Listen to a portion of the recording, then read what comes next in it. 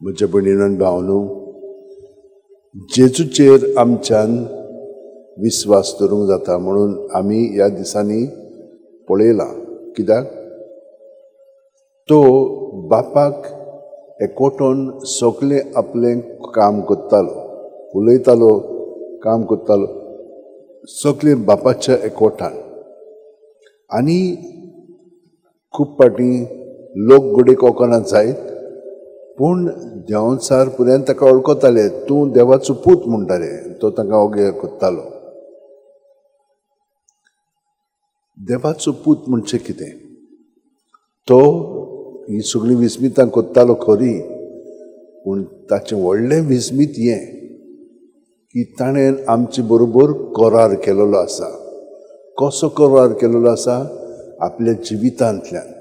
आनी पयल्या वाचवांनी ह्या दिसांनी आमकां हें कळीत केलेलें आसा की तो हेरां महायाज्ञिका भाशेन न्हय, ताणें एकूच पावटी आपलें जिवीत समोर पिल्लें आसा आनी त्या उपरांत तातूंत आमकां सुटका पातकांतली मेळटा. हें व्हडलें विस्मीत ताणें घडोवन दिल्लेलें आसा. आपलें जिवीत ताणें आमचे पासून भेटयलेलें आसा, वारयलेलें आसा आनी आमकां पातकांतली सुटका दिल्ली आसा. आतां हातून आमकां कितें मेळटा तर? सगळें मेळटा. हें वरस बोरवांशेचें वरस.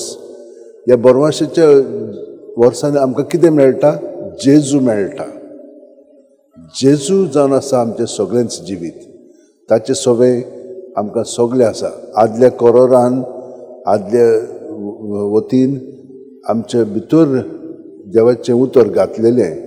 आतां देवूच आमचे भितर जियेता आनी हाका लागून आमचें जिवीत ताणें हे परी पवित्र केलेलें आसा. हाका लागून हे सांत भक्त पळय आसा ते आपलें जिवीत हे भाशेन जियेतात. जेजूच्या एकवटान जेजू तांचें सगळें वावुरता आनी ते ताका पूर्णपणे सहकार करीत आसतात. हे भाशेन आमी जियेता. अदीक खोलायेन आमी आयज जिवोवच्या. आमचें जिवीत आतां जेजूच्या ताब्यांत करया. जशे भशेन हो उंडो आनी सोरो बदलोन जेजूचें मांस रगत जातलो, तेच भाशेन दर दिसा आमी अदीक आनी अदीक जेजू सारकीं जावंक आमचें जिवीत आतां ताका समोर पळया. आमचे हात अशे वणटीन जोडया, दोळे बंद करया. प्रत्येक सुस्कारांत तो आमचे कुडींत मनांत आत्म्यांत भरोन येता. तो सदांच विस्वासी. तो केन्ना आमकां सोडिना. पूण आमी ताका आजीर जावया. सुस्कार भायर सोडटना आमचे भितर जी चिंतना, भावना, चाल आमची देंवचाराची ताची आसा ती सगळी ताचेरूच दवरया. तो ती नितळ निर्मळ करून आमकां ताची ती अदीक वाडोवन भितर घालतलो आनी हे परी आमी ताचे सारकीं अदीक जातले. ह्या बोरवांशान आमचें जिवीत जियोया. आमेन.